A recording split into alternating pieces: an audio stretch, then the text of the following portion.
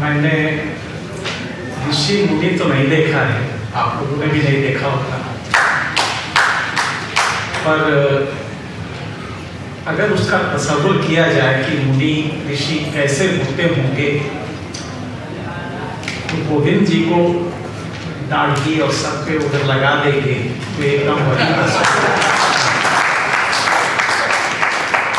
मुझे जब भी कभी ऋषि मुनि का ध्यान आता है, विश्वामित्र दाढ़ी है ना पवन जी का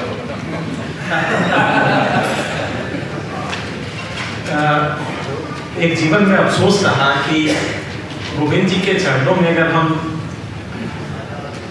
रहते पत्रकारिता छोड़ के, और 2004 में जब इन्होंने घोषणा की स्वाभिमान आंदोलन की, तो मैं उसका एक जर्नलिस्ट के रूप में विटनेस हूँ। उस प्रेस कॉन्फ्रेंस का भी जो पहली बार हुआ था, और उसके बाद से तमाम गतिविधियों का। गोविंद जी के बारे में चूंकि चर्चा चल रही है, तो आपको शायद नहीं मालूम होगा कि जब ये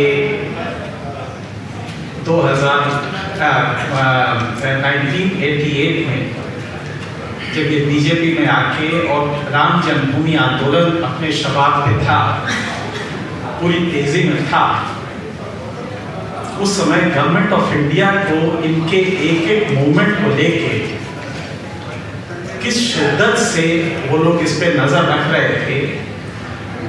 मैं चीफ रिपोर्टर था पायनियर अखबार का, मेरा आईबी के साथ बहुत अच्छा रिलेशन था, हर जर्नलिस्ट का होना चाहिए, क्योंकि कुछ खबरें वो हमें देते हैं और हमसे वो कुछ व्यूज लेते हैं।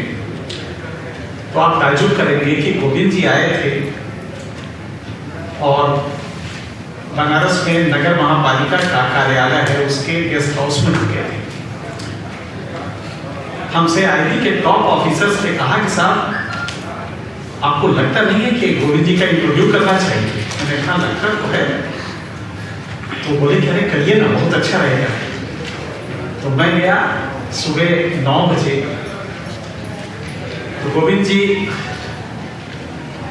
एकदम बगैर किसी वस्त्र के सिर्फ लुंगी पहने थे, और लुंगी पहने थे, उन्होंने कहा आइए नहीं बैठिए। और उसके बाद 2 मिनट में फिर उन्होंने एक बनियान पहनी और उसके बाद इंटरव्यू हो रहा।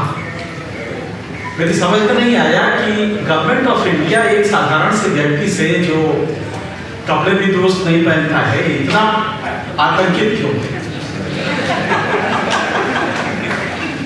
मैं अभी तक बहुत नया नया रिपोर्टर था, 8-9 साल था, हालांकि चीफ रिपोर्टर बन गया था। लेकिन उस समय एक चीज जरूर हुई कि लगा कि जिंदगी में कभी अगर मौका मिलेगा तो इस व्यक्ति को हम और नजदीक से देखना चाहेंगे। हम दिल्ली आए, गोविंद जी से संपर्क रहा।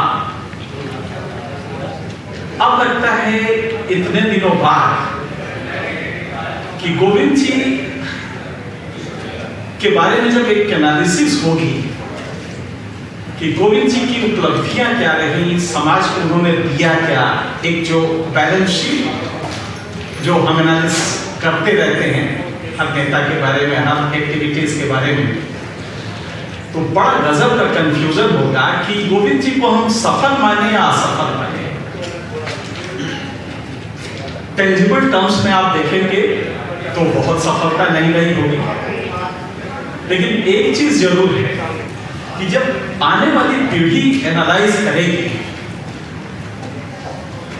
और अगर वो वाकई उतनी इंटेलिजेंट होगी, उतनी इंटेलेक्चुअली इंसिसिव माइंड की होगी, तो लगेगा कि शताब्दी में कुछ लोग जो होते हैं, जो समाज में एक मैसेज दे जाते हैं, और वो हो सकता है कार्य रूप में परिणत उसकी बाद में हो, वो मैसेजेस गोविंद जी ने दे दिया है।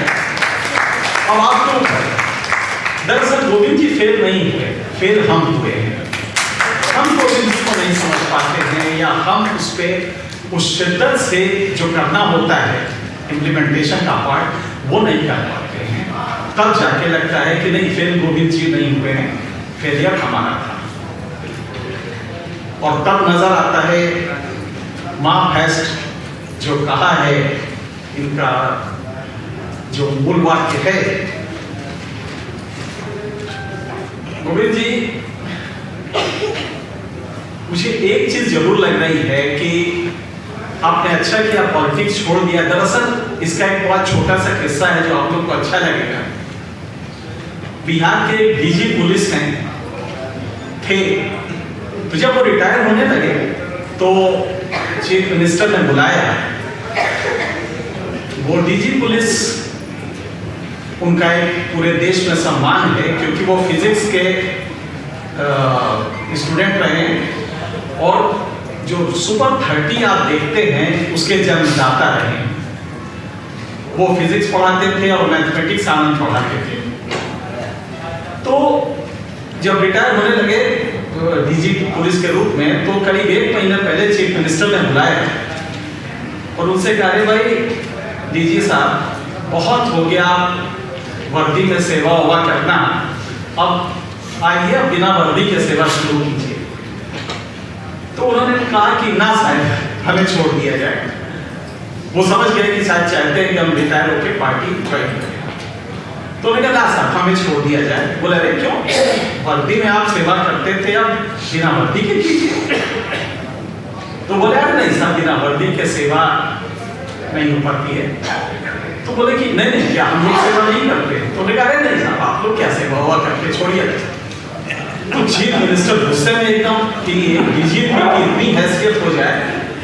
तो उन्होंने कहा नहीं, जरा बैठिए, तो जरा बैठिए, बताइए हमें, हम लोग सेवा नहीं करते, आप लोग सेवा करते। छोड़िए ना साहब, आप लोग काहे सेवा करते, छोड़िए। फिर दोबारा कहा तो उनका पारा आसमान पे था। तो बोले नहीं, आप एग्जैक्टली कहना क्या चाहते हैं? तो बोले नहीं, देखिए ऐसा होता है कि पॉलिटिक्स से सेवा हो ही नहीं सकती। समाज सेवा जो होती है वो पॉलिटिक्स से होती ही नहीं है, क्योंकि समाज सेवा के लिए जो रिक्विजिट, जो रिक्वायर्ड क्रेडिबिलिटी है, वो आप में होती ही नहीं है। तो उन्होंने आगे कहा उसकी वजह क्या है? आप याचक होते हैं। जब पॉलिटिक्स में आ जाते हैं तो आप वोट के याचक होते हैं और याचना में शक्ति नहीं होती। आप उसी के पास जाएंगे, उसी के दरवाजे पे खड़े होंगे, कहेंगे तो बेटवा तरक्की करे, तो पति तरक्की करे, जो आपको दो मुट्ठी आटा देता है। बगल वाला अगर नहीं देता तो उधर जाएंगे। तो याचना में शक्ति नहीं होती, लिहाजा आप समाज सुधार नहीं कर सकते पॉलिटिक्स में रहकर।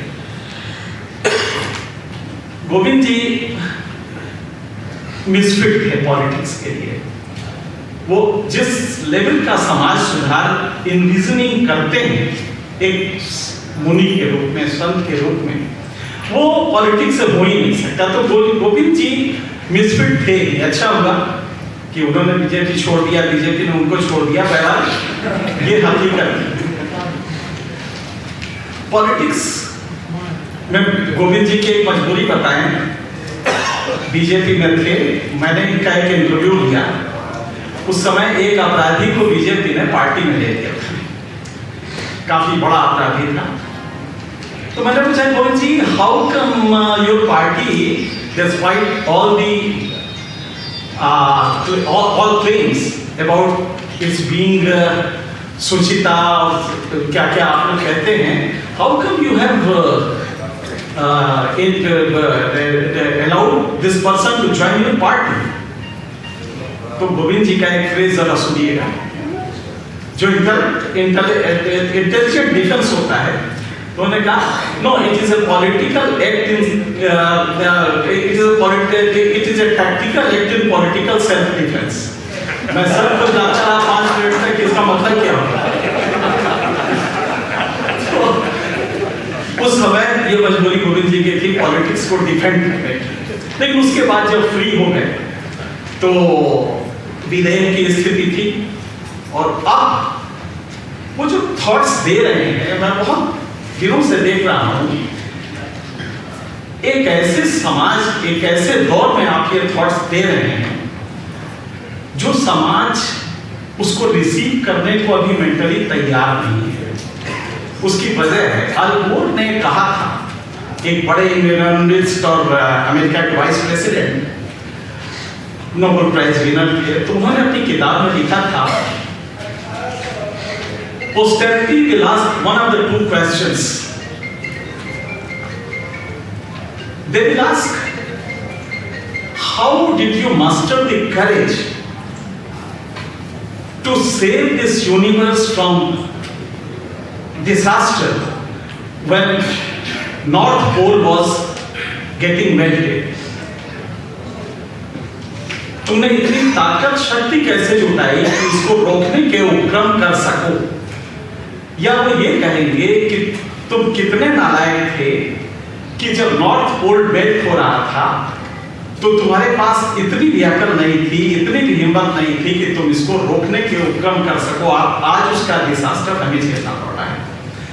गोविंद जी एक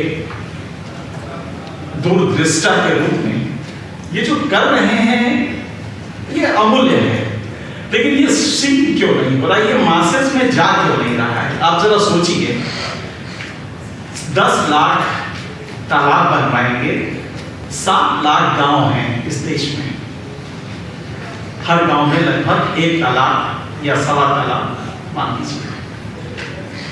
आखिर ये क्यों नहीं सिंक कर रहा और ये रिवॉल्यूशन एक क्रांति के रूप में जनमानस में क्यों नहीं जा रहा है? इसकी कवि गोविंद जी ने सोचा है, या आप सब लोग जो समर्पित हैं, आप श्रेष्ठ लोग हैं, ये जो मंच पे बैठे ये साधारण लोग नहीं हैं, आप लोग अपने आप में खुद एक इंस्टीट्यूशन। आखिर ये हो क्या रहा है कि 18 साल में जो मासेस में जाना चाहिए, आप देखते हैं आज अंडा कैसे तला जाए इसके तरीके को देखने के लिए 1 साल में 8 मिलियन व्यूअर्स हो जाते हैं। अंडा कैसे तला जाए इसके लिए 80 लाख लोग इसको देख रहे हैं। लेकिन गोविंद जी का जल जीवन जमीन, जल जीवन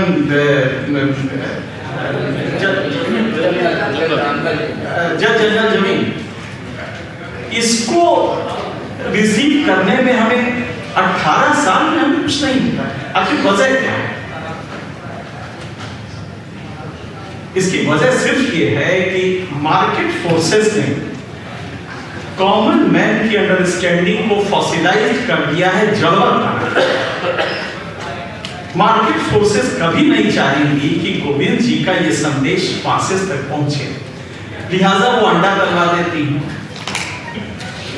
वो आपको इतना हैवी डोज इन ट्रिवियलाइज चीजों का देंगे, इतना हैवी डोज होगा कि एक लड़का, हमें याद है कि जब हाई स्कूल में हम थे तो समझ में तो तब भी नहीं आती थी, आज भी नहीं आती है, लेकिन दास कैपिटल हमारे पास रहता था।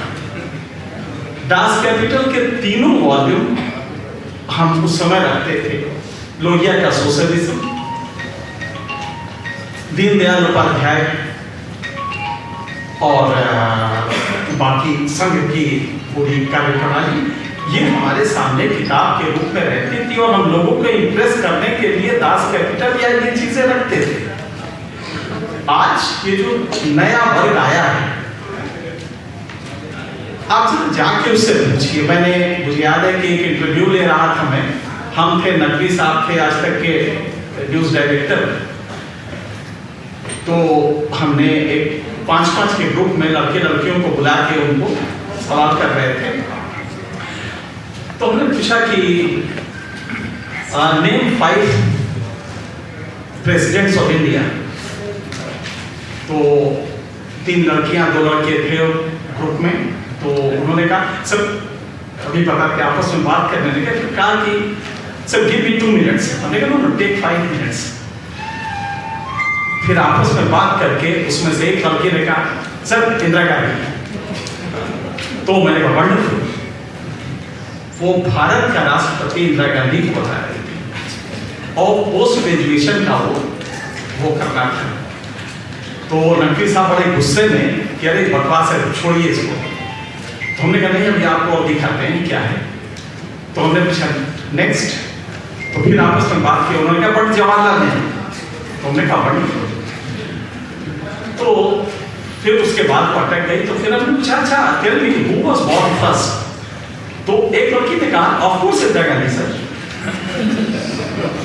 तो ये जो वर्ग आ रहा है, ये आपका जानता है, सॉफ्टवेयर जानता है, इंजीनियरिंग करता है और उसकी तनख्वाह 40 लाख रुपए सालाना होती है। लेकिन अगर आप उससे पूछिए जीवन के गहरी चीजों को तो वो नहीं जानता, क्योंकि हमने उसको बनाया है, उसका एजुकेशन इस तरह का कर दिया है कि वो प्रोडक्शन प्रोसेस में वो कहीं ना कहीं उपाध्यता उसकी होगी, लिहाजा उसको 40 लाख की तनख्वाह मिलेगी साल। लेकिन अगर उससे पूछिए किसी बेसिक वैल्यूज के बारे में, उससे करिए पूछिए कि अच्छा ये बताओ कि हमारा दर्शन अद्वैत वेदांत के बारे में कुछ थोड़ा बहुत जानती हो, शंकराचार्य के बारे में कुछ जानती हो, तो उसको नहीं मालूम, उन लड़के लड़कियों को नहीं मालूम। एक बहुत बड़ा चैलेंज है ये आपके लिए गुरु जी कि इसको अगर सफल बनाना है तो एक नया अभियान इस बात का शुरू करना पड़ेगा कि हम आदमी तो पैदा करें। आज आप जानते हैं मोड ऑफ प्रोडक्शन बदल गया है। कार्ल मार्क्स की बहुत बड़ी एक थ्योरी है जो कि जिसको कि बाद में डायलेक्टिक मटेरियलिज्म के रूप में डेवलप किया गया है। आज आपका जो प्रोडक्शन रिलेटेड पूरी जो संस्थाएं बनती हैं, सोशल रिलेशंस होते हैं, इंस्टीट्यूशंस बनते हैं, ये प्रोडक्शन मोड ऑफ प्रोडक्शन से आधारित होते हैं। आज हम इनटेंजिबल्स का प्रोडक्शन कर रहे हैं। अगर आप पूछिए बेंगलोर में टाटा की कंपनी पुणे में है, अगर आप टाटा के यहाँ जाइए पूछिए कि जब भाई शाम तक कितना प्रोडक्शन हो जाता है, तो वो बताएंगे कि साहब करीब 150 ट्रकें बनती हैं, 4000 कारें बनती हैं और कोई यही 9-10 हजार स्कूटर्स बनते हैं। बोले अच्छा टोटल कितना होता है वर्थ, तो बताएंगे कि साहब ये टोटल वर्थ इसकी 500 करोड़ पर डे का हमारा प्रोडक्शन है। लेकिन अगर ये बात बेंगलोर में जाके आप इलेक्ट्रॉनिक कॉम्प्लेक्स में चले जाइए और पूछिए कि भाई कितना प्रोडक्शन है, तो वो कहेगा कि हमारा 1000 करोड़ पर डे का है, लगभग दूने का बताएगा। तो लेकिन अगर आप उससे पूछिए कितना ट्रक हो जाए, कितने ट्रक प्रोडक्शन होता है, बोला पागल है क्या, ये ट्रक में थोड़ी होता है, ये दिखाई थोड़ी देता है। So now we have started producing intangibles. हमारा जो उत्पादन होता है वो इनटेंजिबल्स का होता है। और तो एक चीज और बनती है, पहले जो होता था प्रोडक्शन वो असेंबली लाइन प्रोडक्शन था। पहले यहाँ पे डिफरेंशियल लगा, यहाँ पे सस्पेंशन लगा, यहाँ पे बोनट लगा, यहाँ पे पहिए व्हील्स लगे, यहाँ पे स्टीयरिंग लगा और अंत में कार एक असेंबली लाइन से निकल के बाहर निकली। इसको कहते थे सीक्वेंशियल मोड ऑफ प्रोडक्शन। और वो टेंजिबल होता था, दिखाई देता था कि 3 कारें बनी हैं और इस स्टेज पे 5 कारें और हैं जो कि बोनट तक आ चुका है, बस आगे निकलने वाला है। आज जो हमारा मोड ऑफ प्रोडक्शन है वो इनटेंजिबल्स का है, हमें दिखाई नहीं देता और प्रोडक्शन हो गया होता है। एक बटन हम दबाते हैं और 5 लाख जगह वो प्रोडक्शन हो चुका होता है। तो पहले तो ये कि साइमल्टेनियस मोड ऑफ प्रोडक्शन हो गया है, सीक्वेंशियल की जगह, क्रमबद्ध होने की जगह अब वो एक साथ हो रहा है। और दूसरा इनटेंजिबल्स का है। नतीजा ये हो रहा है कि हमारे मैरिज इंस्टीट्यूशंस खत्म हो रहे हैं, पूरा सोशल रिलेशन बदलने जा रहा है। अब उस लड़के को आप सोचिए, कभी आपने देखा है टोटल इन लड़कों को एनालाइज कीजिए, ये प्रोडक्शन में पूरी तरह शामिल है। अगर आप चले जाइए तो शाम को वो अच्छा खासा प्रोडक्शन दे रहे हैं, लेकिन अगर आप उनसे पूछिए कि अच्छा भारत में कल गेहूं का निर्यात बैन हुआ है, इससे किसानों की जेब पे क्या असर पड़ेगा, किसानों के कल्याण पे क्या असर पड़ेगा, कितनी वेलफेयर स्कीम्स है जिनके बारे में आप बता सकते हैं। तो उसका जो मैनेजिंग डायरेक्टर है उससे लेके आप नीचे तक पूछिएगा, एक भी नहीं जानता है, उसे समाज से मतलब नहीं है। वो 2 बटन वो दबाता है अपने मोबाइल से और शाम को पिज्जा उसके घर चला आता है और वो इतनी तनख्वाह पाता है कि वो पिज्जा और शाम को पार्टी, इससे ऊपर वो बढ़ नहीं पाता। नतीजा ये हो रहा है कि जो आपका प्रयास है,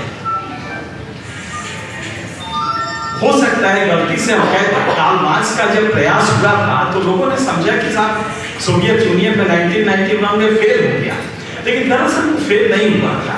ये उसी की वजह से जो इंटरनेशनल प्रेशर हुआ उससे वेलफेयर कंसेप्ट स्टेट में आया। स्टेट का वेलफेयर कंसेप्ट के पीछे बोल्शेविक मूवमेंट का बहुत बड़ा हाथ है, इसे लोग नहीं जानते। तो कार्ल मार्क्स को कहते हैं फेल तो हो गया, कम्युनिज्म फेल हो गया, वो तो रशिया में चला गया। तो लिहाजा हमें उस मूल पे हिट करना होगा, और मूल ये है कि हम वैल्यू सिस्टम को इनकलकेट करने के लिए, ताकि वो आदमी रेपिस्ट ना हो, वो आदमी सिर्फ सॉफ्टवेयर की कुछ चीजें जान के और प्रोडक्शन प्रोसेस में ना आए, बल्कि एक अच्छा व्यक्ति बने। उसके लिए हमारी दो इंस्टीट्यूशंस होती थी जो कि वैल्यूज उनके अंदर डालती थी, एक माँ की गोद और दूसरा प्राइमरी का टीचर। आजकल दोनों गायब हैं। माँ जॉब करने जाती है, और जॉब करने जाती है तो आया को दे जाती है, या वो क्या होता है प्ले स्कूल उसमें डाल जाती है या क्रेश में डाल जाती है। तो उस बच्चे को शुरू से ही वैल्यूज नहीं मिलते हैं। वैल्यूज नहीं मिलते हैं तो वो इंदिरा गांधी के पिताजी हैं नेहरू जी, या नेहरू जी की बेटी है नेहरू जी के पिताजी हैं इंदिरा गांधी, उसको नहीं मालूम, उसको इस बॉदर भी नहीं करना है, क्योंकि उसको सीधा मालूम है कि अगर हम प्रोडक्शन प्रोसेस में हैं तो हमारी तनख्वाह पक्की है, और शाम का पिज्जा हमें उसी तनख्वाह से आनी है। लिहाजा एक जड़वत समाज हमने पैदा किया है, और ये बढ़ता जा रहा है। या तो रेपिस्ट पैदा कर रहे हैं कि सड़क पे चलने में हमें डर लगे, या हम एक प्रोडक्शन प्रोसेस का एक मैकेनाइज्ड एंटिटी पैदा कर रहे हैं जो हमें प्रोडक्शन दे देता है। तो कहने को है कि भाई पर कैपिटा आप जीडीपी देख लीजिए, अगर भारत का जीडीपी $3 ट्रिलियन का है तो हम इस बात से खुश हो जाएंगे कि साहब बस अब कुछ नहीं, $5 ट्रिलियन होने जा रहा है। लेकिन उसका एक्चुअल मतलब वो नहीं होगा। मतलब तभी होगा ये डिजास्टर्स कॉन्सिक्वेंसेस जो गोविंद जी जिसको कह रहे हैं, जल जंगल जमीन, ये बहुत ही abstract form of social reform है। इसको जब तक आप टेंजिबल टर्म्स में नहीं बताएंगे, और उसके लिए उस आदमी को तैयार करना, किसके लिए कर रहे हैं आप, या ओडेसी के लिए कर रहे हैं, एनकेसी के लिए कर रहे हैं, हम सब लोग तैयार हैं। हमारी तो जिंदगी के साथ है कि गोविंद जी के साथ आज भी हम जुड़ जाए तो शायद समाज को कुछ कंट्रीब्यूट कर सके। इस बात पे हम बहुत गंभीर हैं, लेकिन उससे होगा नहीं, क्योंकि जो फॉसिलाइज समाज है, जो जड़वत हो चुका है, जिसमें जड़ता कूट कूट के भरी जा रही मार्केट फोर्सेस द्वारा, जो सिर्फ अंडा तला कैसे जाता है इसको देख के वो टाइम अपना निकाल देता है। अगर उस समाज को हमें इसको रिसीव कराना है तो उसके लिए वैल्यू सिस्टम क्रांति हमें यहाँ करनी होगी, आंदोलन पहले यहाँ करना होगा कि हम एक सभ्य आदमी तो बनाएं। हम वो आदमी जो है हमारा वो सभ्य नहीं है। और तब क्या जरूरत है, तब गोविंद जी ने शायद उसको पकड़ लिया था बहुत पहले। वो मार्टिन लूथर किंग का एक बड़ा अच्छा है कि जो सबसे बड़ा नुकसान है हमारा इससे नहीं है, ये बड़ा एक फेमस सेइंग है कि जो सबसे बड़ा नुकसान है हमारा वो इससे नहीं है कि नालायक लोग या बदमाश लोग हमें तंग करते हैं, बल्कि वो जो अच्छे लोग हैं उनका साइलेंस अगर रहता है तो वो उससे ज्यादा घातक होता है। आज अच्छे लोगों का साइलेंस हमें दिक्कत कर रहा है। इसमें मैंने देखा कि गोविंद जी ने भी इस बात को लिया है कि ये दुष्ट लोग जो दिक्कत करते हैं ये उतना बड़ा कारण नहीं है हमारे फेलियर का, जितना कि अच्छे लोगों का साइलेंस है। तो आज हम साइलेंट क्यों हैं इन चीजों पे, ये सबसे बड़ी जरूरत है। और मेरे ख्याल से आने वाले दिनों में अगर इसको सफल करना है, क्योंकि देखिए आप एब्स्ट्रैक्ट में चले जा रहे हैं, इंटेंजिबल्स में चले। जब आप ये कहते हैं जल जंगल जमीन, वो उसको रिसीव नहीं हो रहा है कि अच्छा इससे क्या होगा, पिज्जा, इसमें पिज्जा में कोई दिक्कत तो नहीं आ रही ना, वो जब वीजा में उसको दिक्कत नहीं आ रहे, लिहाजा वो खुश है कि नहीं सब बढ़िया है। और ये बढ़ता जा रहा है। ये कंज्यूमरिज्म की वजह से मार्केट फोर्सेस ने सुनिश्चित किया है कि सचिन का छक्का दिखा तो आजकल तो सचिन नहीं कोई और होंगे, और नहीं तो राखी सावंत का डांस दिखा दो, इसी से ये मस्त रहेगा। और वाकई यही हो रहा है कि आप हैवी इंटरटेनमेंट का डोज दे रहे हैं। लिहाजा वो लड़का जिसको कि समाज के बारे में, समाजवाद, गोविंद जी का फिलॉसफी, इसको जानना। आज गोविंद जी की ये समस्या क्यों हो रही है? गोविंद जी तो युगों में एक बार आते हैं, पर हमको रिसीव नहीं कर पा रहे। ये गलती है कहां? तो ये गलती सिर्फ उसमें है कि फॉसिलाइज सोसाइटी आप पैदा कर रहे हैं, जो प्रोडक्शन प्रोसेस में लगी हुई है, जो इंटेंजिबल्स का प्रोडक्शन कर रही है, और उस इंटेंजिबल के प्रोडक्शन से जीडीपी आपका, आप इस बात से खुश हैं कि साहब जीडीपी $3 ट्रिलियन हो गया। और बहुत जो आपने ये नहीं देखा कि पिछले 5 वर्षों में 89% बच्चे जो पैदा हो रहे हैं उनको एक्सेप्टेबल लिमिट ऑफ न्यूट्रिशन ये नहीं मिल रहा है, वो माल नरिश्ड है। और माल नरिश्ड जो बच्चा होता है उसके बारे में WHO और पूरे वर्ल्ड का मानना है कि वो आपका एक स्वस्थ नागरिक नहीं होता, क्योंकि स्टंटेड होगा, वेस्टेड होगा, दुबला होगा, नाटा होगा। 89% बच्चे, आप जरा सोचिए, हम फख्र से इस बात को कहते हैं कि India is getting to the slot of 5 countries with $5 trillion economy. आप इस बात पे फख्र करते हैं, लेकिन आपका बच्चा जो पैदा हो रहा है उसकी हालत ये है कि वो 89% बच्चे समुचित भोजन गर्भ में या गर्भ के 1 साल के अंदर नहीं मिला है, ये उसकी हालत। लिहाजा वो सभ्य नागरिक नहीं बनेगा, इवन प्रोडक्शन प्रोसेस में उसका कंट्रीब्यूशन कम होगा।